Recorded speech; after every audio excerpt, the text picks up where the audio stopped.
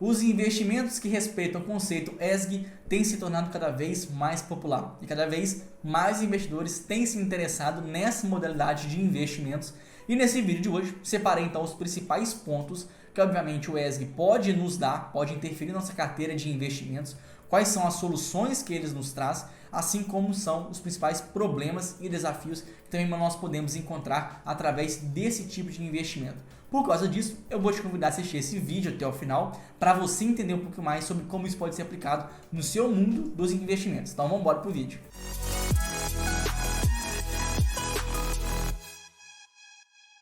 Fala investidor e investidora, tudo bem com você? Aqui é nossa coisa de sempre, hein? Se você que gostar desse vídeo, te peço um like nele, uma inscrição no canal e também para você ativar as notificações aqui para você ficar por dentro de toda vez que eu lançar um conteúdo novo e exclusivo aqui para você. Então não perde tempo, vamos embora agora para o nosso conteúdo. Então como nós podemos perceber, o ESG é formado por três principais letras. O E seria da parte ambiental, o meio ambiente. O S seria da parte social, qual é a responsabilidade social que aquela empresa representa. E o G, então, por fim, representa a parte de governança corporativa, né? Saber quais são as atitudes que aquela diretoria ou que aquele conselho de administração vem adotando naquela empresa para saber se algo realmente que é socialmente correto, ambientalmente correto e que também preza pelas boas práticas de governança corporativa.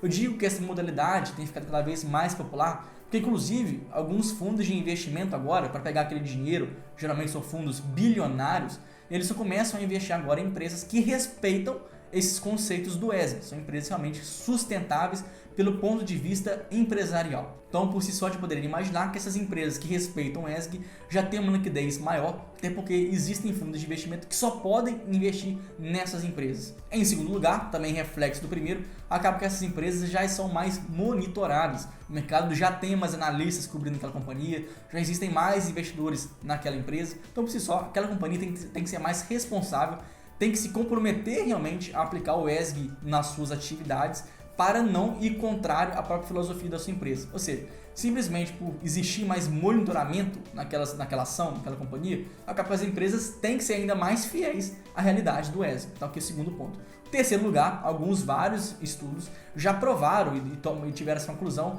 que as empresas ESG já conseguiram ter melhor rentabilidade ao longo dos últimos anos do que aquelas empresas que não adotam o ESG na sua filosofia de investimentos. Então, olha só, mais liquidez, mais comprometimento da diretoria daquela empresa, assim como maior rentabilidade.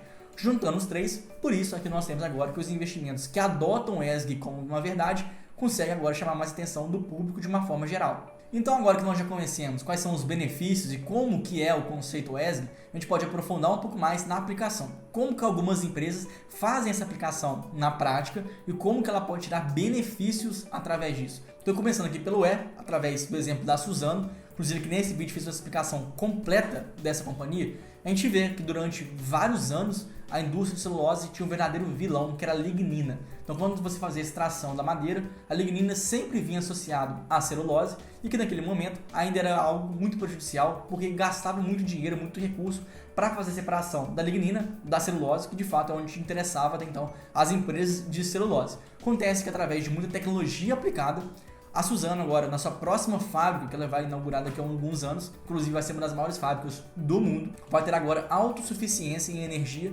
através do próprio uso da lignina para gerar essa energia. Ou seja, de um grande vilão da indústria, acaba agora sendo um produto de alto valor agregado. Então, por si só, aqui o ESG já teria uma alta aplicação. Mas vamos ainda além. A gente vê também um movimento global em que as pessoas, a sociedade, têm trocado o consumo de plástico por papel, aqui através do canudinho de restaurante, por exemplo. E da mesma forma, a Suzano, por ser uma empresa que se insere nesse contexto de papel, acaba sendo privilegiada através de maior fabricação de celulose. Consequentemente, acaba contribuindo mais para esse avanço ambiental dela.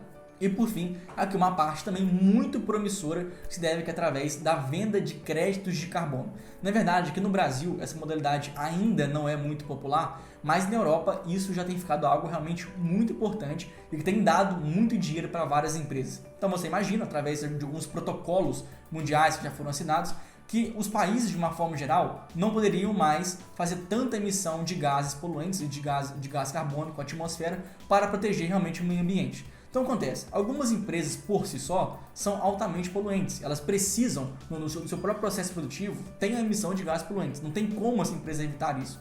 por outro lado, que é igual o caso da Suzano, essa é uma empresa que tem a emissão de gás poluente negativo. O que seria isso?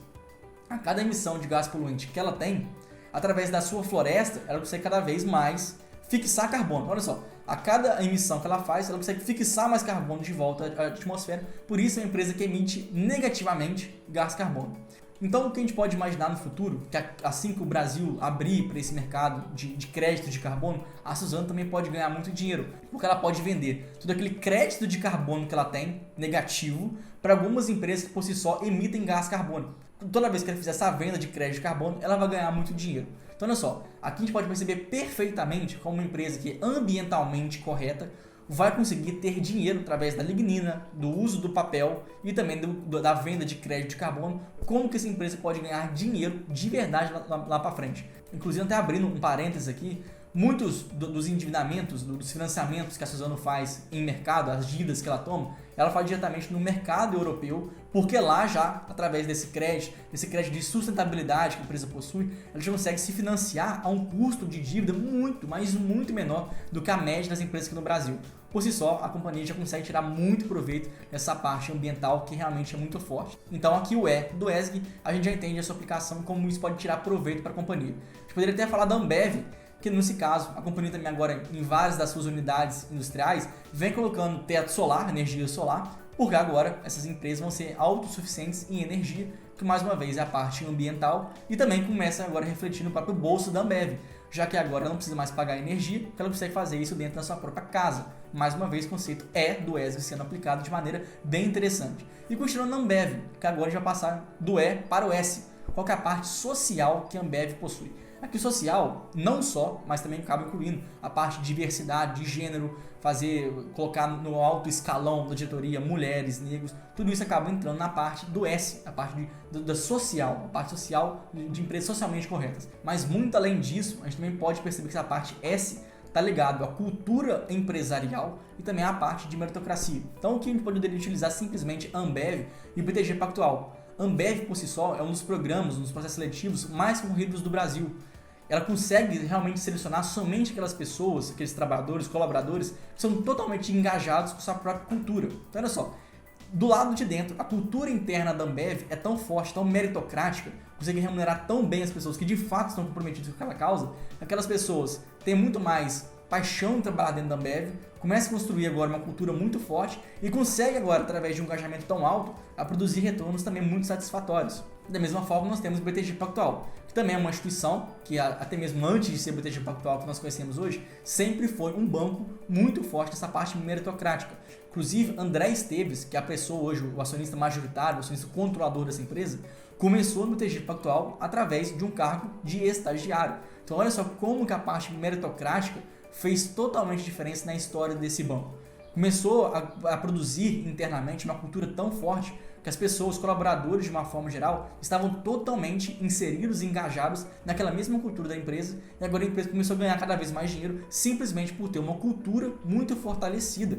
E fazendo essa mesma abordagem no dia de hoje, a gente vê que vários diretores do BTG Pactual também são acionistas relevantes dentro do quadro de acionistas principais. Ou seja, isso também produz um alinhamento de interesses muito gritante. Então acaba que a meritocracia, a criação dessa cultura muito forte, também agora faz dessa empresa algo muito mais forte, que mais uma vez ela pode tirar bastante dinheiro através disso. Agora, por fim, nós temos o G, da governança corporativa. A gente poderia dar aqui os exemplos mais clássicos da IRB, né, que teve o seu problema gravíssimo, que nesse vídeo também expliquei um pouco mais sobre essa empresa. Teve problema, por exemplo, que alguns dos diretores falou que o Warren Buffett iria investir na empresa, que gerou um descrédito geral do mercado. Então acaba que a imagem da IRB foi totalmente comprometida, mas também poderia ampliar um pouco mais nossa visão para outras empresas. Por exemplo, a Neoenergia, que também tem vídeo aqui no canal, é uma empresa que historicamente fez uma alocação de recursos muito ruim. Então agora, por ter um histórico ruim da sua diretoria, acaba que a empresa começa agora a negociar a múltiplos bem abaixo da média do mercado. Então a Neoenergia sempre vai negociar um pouquinho mais barato que as demais, porque ela sabe que no passado essa mesma empresa também teve problemas em alocação de recursos. A Pão de Açúcar, a mesma coisa. A Pão de Açúcar tem em seu controlador um grupo francês, que também é dono da Rede Açaí. Então existe esse potencial, esse conflito de interesse que realmente pode existir, e se existir vai ser muito ruim para os investidores. Ou seja, as empresas que não têm a governança corporativa muito forte também agora começam a negociar múltiplos mais baratos. do outro lado, se uma empresa tem uma governança corporativa muito forte, essa empresa pode valorizar o valor das suas ações. Então olha só, tanto do E como o S, como também o G, pode produzir uma empresa muito mais forte e, consequentemente, valorizar mais as suas ações ao longo dos anos. É verdade que também existem muitos problemas através dessa aplicação, porque, de fato, aqui não existe uma padronização dos documentos. A gente não sabe como uma empresa é boa no ESG ou no E, não existe um indicador que nos retrate isso, e, além do mais, por ser uma parte muito nova, acaba que não tem auditação de uma auditoria. Então a gente não sabe se aquelas informações que as empresas estão fornecendo de fato são verdadeiras, porque não existe ninguém do outro lado vendo se aquilo que a empresa está fornecendo é verdade ou se a empresa está simplesmente mentindo. Da mesma forma, não tem como a gente comparar essas informações de uma empresa com outra para saber qual empresa aplica mais o ESG, porque não existem documentos padrões, não existe essa padronização do mercado e também acaba que as empresas podem decidir o que elas vão falar ou não. Muitas das empresas simplesmente vão enaltecer a parte do ESG em que elas são de fato muito boas e com a parte que elas estão pecando ou que não vão muito bem, elas simplesmente deixam de comentar. Então, infelizmente, esses são alguns problemas do ESG. O ESG por si só ainda tem muito que evoluir no Brasil. Então, de fato, ver se uma empresa é muito boa no ESG ou não é algo muito mais complexo do que, infelizmente, deveria ser. Então, muito cuidado, tá? Nunca acredite 100% no que uma empresa pode falar, porque, obviamente, ela vai querer sempre enaltecer o que ela, de fato, faz super bem. Então, cuidado com esse problema. Agora, sabendo que existem mais prós do que malefícios do ESG, a gente poderia agora pegar algumas dicas de investimento de alguns fundos de investimento ou ETFs que fazem essa aplicação do ESG na sua carteira. Começando então através do ETF ESG B11, que é um ETF relativamente novo do BTG Pactual. Aqui eu separei algumas empresas que esse ETF investe. São mais de 130 empresas nesse mesmo portfólio, sendo que as 10 maiores dessa carteira representam apenas ali ao redor de 25%. Ou seja, é um ETF bastante diversificado que atende bastante para os seus critérios de investimento. A gente quer um ETF realmente bem diversificado. Nas 10 maiores posições, nós temos Banco do Brasil, nós temos Cielo, Lojas Renner, Itaúsa, Itaú, Bradesco, Natura, Embraer, também a CEMIG e, por fim, a Cogna, entre as maiores 10 posições. Lembrando que existem mais de 130 opções ao todo. Então, por si só, cada uma dessas empresas, mesmo as maiores, tem uma representatividade muito pequena. O ETF é realmente bem diversificado e bem interessante para quem preza aí por essa carteira ESG. Da mesma forma, você poderia fazer esse investimento no exterior. Então, existem outros ETFs lá nos Estados Unidos que você teria um acesso ainda mais amplo. Então, agora a gente vai ter o ESG-E.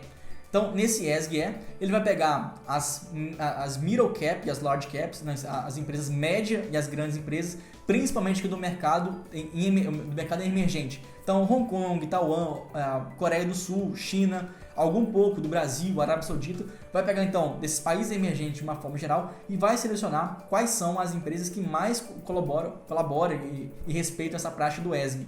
Então aqui, se a gente fosse investir através desse ETF que está disponível nas corretoras dos Estados Unidos, a gente vê que a grande parte dele vai investir em tecnologia, em empresas do setor financeiro, que são as que mais respeitam o ESG. Aqui mais uma opção, que seria o ESG-U, também lá nos Estados Unidos, que agora vai pegar não o mercado emergente, mas vai pegar principalmente o mercado norte-americano, quais são as empresas mais fortes dos Estados Unidos que respeitam o ESG.